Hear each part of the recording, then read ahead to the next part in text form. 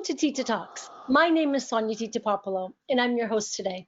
It is a great privilege and pleasure to welcome back Deborah Harper.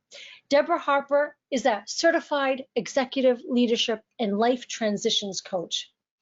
As a former vice president of Saks Fifth Avenue in Bal Harbour, Florida, for 20 years, she brings her flair, her beauty, and incredible business acumen and understanding to her current path as she works with visionary executives and innovative leaders who are awakening to their authentic truth and discovering their unlimited power within. Previously, we have discussed the healing power of motivation and positive energy, and the healing power of coherence and resilience. And today, we are talking about the healing power of hope and happiness, a self-care tool for you. As I put forth in my book, Sonia's Ring, 11 Ways to Heal Your Heart, what is hope? Hope is happiness.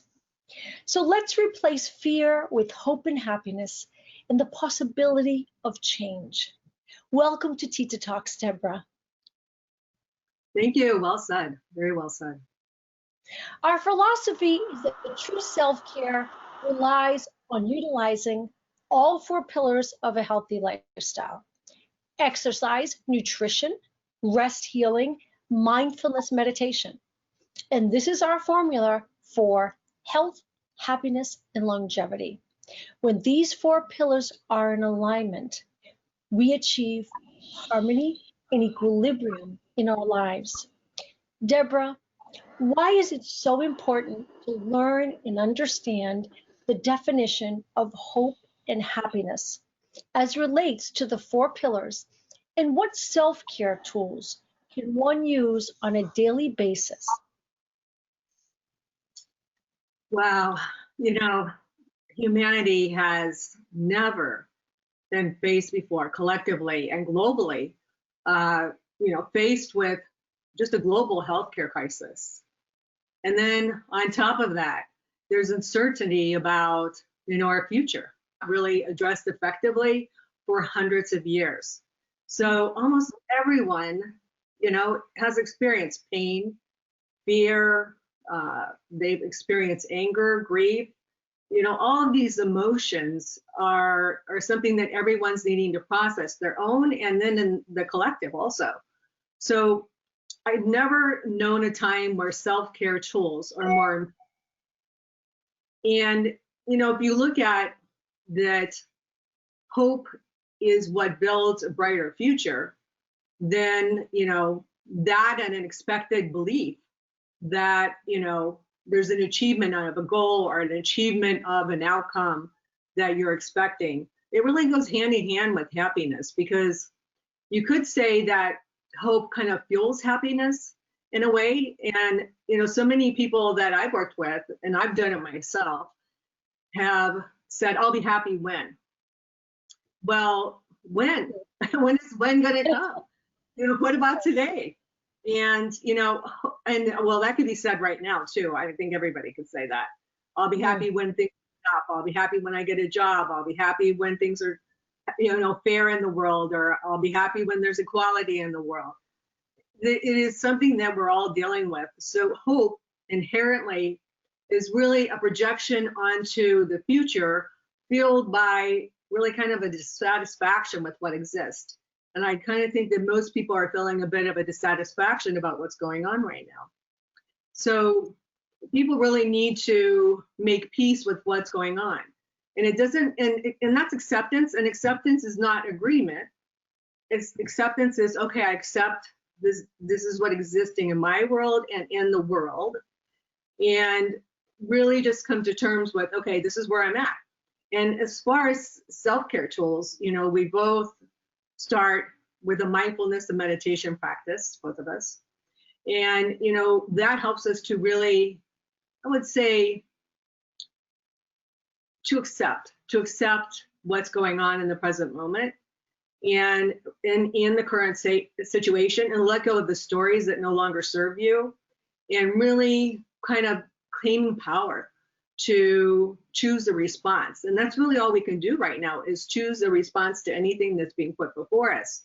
So in that choice, especially if it's an aligned response, that's when we can start to move towards healing, which is so needed, growth, hope, we build hope. And as you said, building hope builds happiness. And I do think that all the pillars are needed right now, but I know that you and I are passionate about that mindfulness and meditation because it opens up pathways to greater awareness. One, how can mindfulness meditation help one to generate hope and happiness, Deborah? To that point, all creation starts within. So it's really important not to look at the outside world and the chaos to determine your future. You really do have to claim your future and work towards a future with hope and actionable steps to get you there, to get you better prepared. We're working on a goal or a future or a vision that they don't believe that it's going to happen. They just have to be clear on what they want and then trust that we'll be able to get there, that by taking actionable steps, we'll be able to get to the goal or the vision of their future.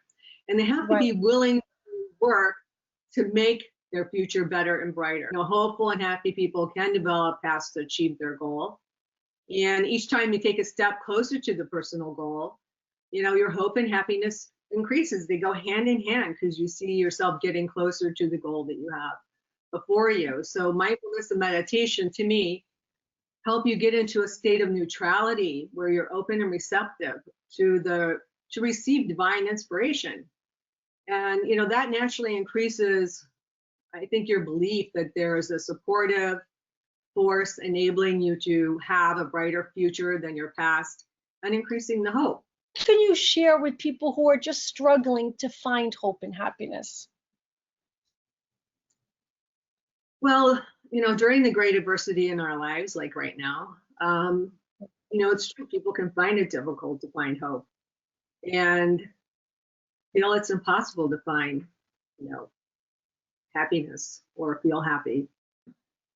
And it's through really meaning and purpose that we can increase our well-being and increase the possibility of hope for the future. So to me, purpose is so important to kind of generate that inner motivation.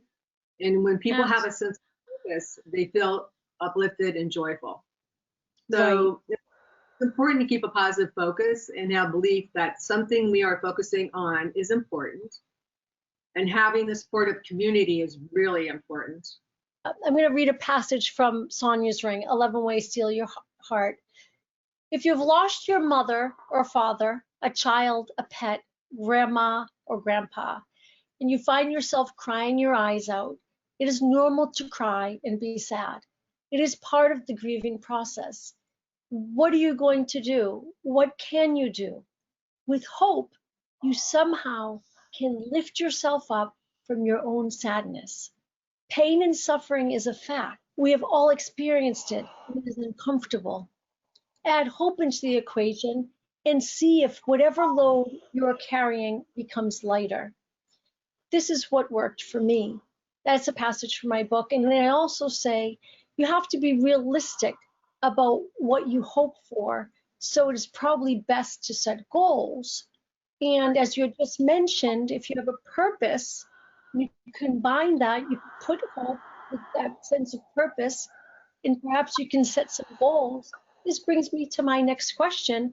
How can one build confidence in themselves to overcome and replace fear with hope and happiness? And how are you helping your clients to do that, Deborah? Well, it's really important to create a clear vision for, the future, or a clear vision for a goal. So I brainstorm with my clients and we make SMART goals, which are measurable, they're achievable, they're realistic, and they're timely. And, what I have found often than not is that people don't think big enough. I've worked with so many clients who were working on their goals, and let's say they're here and they just want to come up here. And wow. we need to go up here, So I That's encourage them amazing. huge goals, big goals, beyond what they might have thought that was possible. And we support big goals with visualization, meditation, journaling, and gratitude. You need all of those when you have a big goal that you're trying to move forward. And we celebrate their successes along the way, which helps to build the confidence that you're asking about. So it's important that they Wow. have a team too, which further Yep. increases their confidence because they're cheering them on along the way. And I think it's important. I think a great coach really helps people take them from where they are today to somewhere Yep. where they didn't even think possible. That's really what Absolutely. I focus.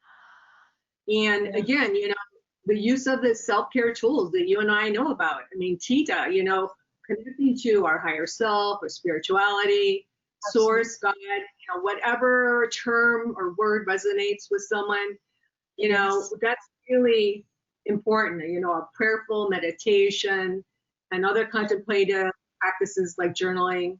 So, in other words, embracing the four pillars that we talk about so much, in Yeah. particular, I think the mindfulness and meditation pillar leads to more hope and happiness because you're Yes. taking those moments and you're being in the present and you're appreciating and you are really taking that moment and developing that hope to see a brighter future. So hope and happiness as an inspired action can be implemented by setting those smart, achievable goals I talked about and then connecting them to your passion and purpose.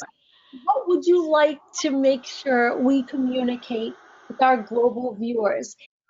Well, on the topic of hope, I think that I couldn't say anything better than these two inspiring statements from two incredible men. And the first one is Nelson Mandela, who said, "May your choices reflect your hopes, not your fears."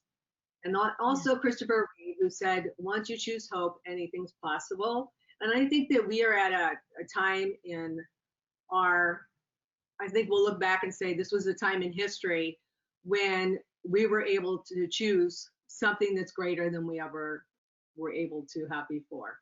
And that's what I hope for all of us at this I love that. I'm going to add Mahatma Gandhi's beautiful quote that he say, "Be the change that you want to see." And great one. I think that that's a beautiful one as well. Thank you so much for joining us on Tita Talks, Deborah. Thank you for discussing the healing power of hope and happiness as self-care tool for you. Thank you. It's my pleasure. Thank you.